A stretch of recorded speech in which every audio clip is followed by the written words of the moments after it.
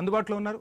ముందుగా మధుసూదన్ గారు, ఏంటి అసలు అధికార కాంగ్రెస్ పార్టీలో రకరకాల అంశాలు తెరపైకి వస్తూ ఉంటే మరోవైపు వరంగల్ రాజకీయం అంతా సపరేట్ అన్నట్టుగా సాగింది. మొన్న నాయని రాజేందర్ రెడ్డి ఆ భద్రకాళి ఆలయానికి సంబంధించిన అంశం, నిన్న యాదాద్రి టెంపుల్కు సంబంధించి దేవాదాయ శాఖ మంత్రినైన నాకే ఎటువంటి ఇన్ఫర్మేషన్ లేకుండా బోర్డును వేశారు అని ఆమె అలకబూనారు. కేబినెట్ సమావేశాలకు కూడా రాలేదు.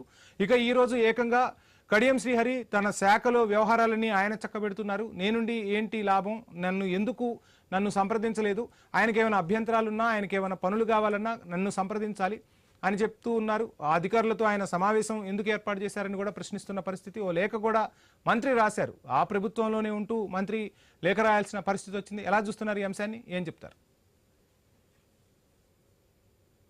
పెద్దలందరికీ నమస్తే.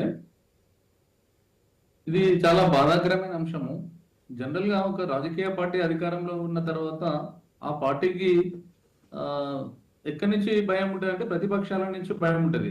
అధికార పార్టీ ఏదైనా తప్పు చేస్తుందనంటే ప్రతిపక్షాల నుంచి విమర్శ రావాలి, ప్రతిపక్షాలు దాన్ని ఖండించాలి. ప్రతిపక్షాలు ఎప్పుడు కూడా అధికార పార్టీని కార్నర్ చేయాల్సిన అవసరం ఉంటుంది. కానీ దురదృష్టం ఏంటంటే కాంగ్రెస్ పార్టీలో ప్రజాస్వామ్యం చాలా మెండుగా ఉంటుంది, ఎక్కువ ఉంటుంది. అన్ని రాజకీయ పార్టీల కంటే విభిన్నంగా వాళ్ళు విపరీతమైనటువంటి ప్రజాస్వామ్యం ఉంటుంది. దాన్ని ప్రజాస్వామ్యం అంటారు వాళ్ళు. క్రమశిక్షణ లోపం మనకు ఉంటుంది, దాన్ని ప్రజాస్వామ్యం ఎక్కువ ఉంటుంది కాబట్టి ఇది జరుగుతుందని చెప్పి వాళ్ళు కొత్త భాష అని చెప్తా ఉంటారు.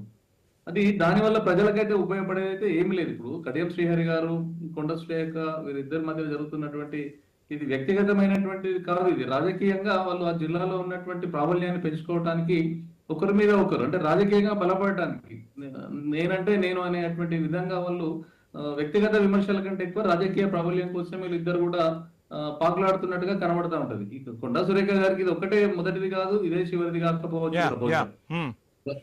గతంలో కూడా సమ్మక్క సారక్క జాతర మధుసూదన్ గారు, ఆ అంశాలన్నీ మనం మాట్లాడుకుందాం. కానీ అసలు ఏంటి అంటే కాసేపు రాజకీయాలు పక్కన పెడితే ఒక మంత్రి ఆ శాఖకు ప్రాతినిధ్యం వహిస్తారు. అందులోనూ ఇక్కడ రెండు అంశాలు చూడాలి మనం. ఇటు కొండా సురేఖ వెల్ ఎక్స్పీరియన్స్డ్, ఇక కడియం శ్రీహరి కూడా ఎక్స్పీరియన్స్డ్. తను ఒక మంత్రిగా బాధ్యతలు నిర్వహించారు. సో విశేష రాజకీయ అనుభవం ఉంది. సో ఎందుకు కడియం ఈ నిర్ణయం తీసుకున్నారనుకోవచ్చు. అటు కాంగ్రెస్ పెద్దల నుంచి ఆశీస్సులు లేకుండానే కడియం ఇంత నిర్ణయం తీసుకుంటారా? ఇప్పుడు ఏదో కొత్తగా ఎమ్మెల్యే అయిన వాళ్ళు ఇటువంటి నిర్ణయాలు తీసుకున్నారంటే అవగాహన లోపమని సర్ది చెప్పుకోవడానికి ఛాన్స్ ఉంటుంది. కానీ ఇక్కడ ఖచ్చితంగా ఆధిపత్య ధోరణి అనేది మనకు కనిపించట్లేదంటారా? ఖచ్చితంగా ఇక్కడ కడియం శ్రీహరి గారు డిప్యూటీ సీఎం హోదాలో పనిచేసినటువంటి వ్యక్తి టిఆర్ఎస్ గవర్నమెంట్ లో. వారికి రాజకీయ పరిపాలన ప్రోటోకాల్ విధానాలు, మంత్రి శాఖలు ఏ విధంగా ఉంటాయి, ఏ విధంగా ఎమ్మెల్యే పాత్ర ఉంటది అనే ఏదైనా శాఖకు సంబంధించినటువంటి రివ్యూ తన శాసనసభ పరిధిలో తీసుకున్నటువంటి సందర్భంలో ఏ శాఖకు సంబంధించిన మంత్రులతో ఏ విధంగా సమన్వయం చేసుకొని ముందుకు పోవాలనేటువంటి అపారమైనటువంటి రాజకీయ అనుభవం ఉన్నటువంటి వ్యక్తి వీరు కడియం శ్రీహరి గారు. అదే స్థాయిలో వారికింత రాజకీయ అనుభవం ఉన్నది, వారికంటే ఒక 5 సంవత్సరాలు జూనియర్ కావచ్చు ఎమ్మెల్యే కావడంలో.